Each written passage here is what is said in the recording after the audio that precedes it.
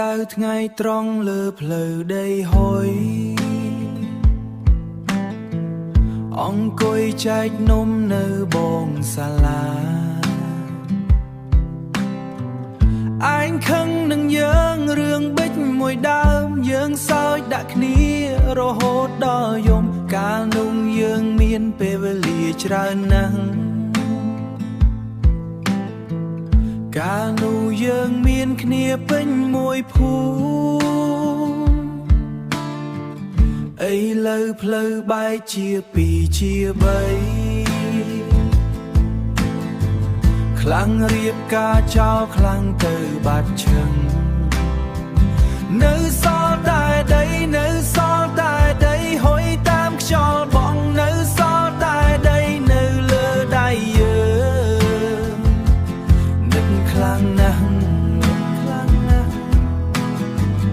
យើងឈរមើលរូបចាស់ចាំងក្នុងដៃមុខឯងខ្មៅស្រអាប់តែភ្នែកភ្លឺថ្លាគ្មានអ្វីត្រូវគិតគ្មានអ្វីត្រូវភ័យគ្រាន់តែចង់ដឹងសុខទុក្ខយ៉ាងណាគ្រាន់តែចង់ដឹងឯងនៅឯណា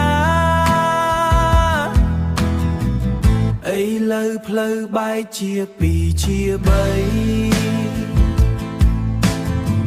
ខ្លាំងរៀបការចោលខ្លាំងទៅបាត់ឈឹងនៅសល់តែដីនៅសល់តែដីហុយតាមខ្យល់បងនៅសល់តែដីនៅលើដៃយើងនៅទីណាត្រឡប់មកវិញបានទេមិត្តអើ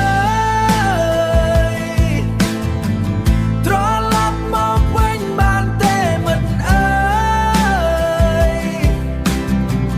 ឈប់រត់ទៅមុខឈប់រត់ទៅមុខយើងហត់ណាយើងហត់ណាហត់ណានំមួយកញ្ចប់ចែកគ្នា5នាក់រសជាតិនៅជាប់ចុងអណ្ដាតយើងឯងទៅបាត់ហើយយើងនៅទីនេះ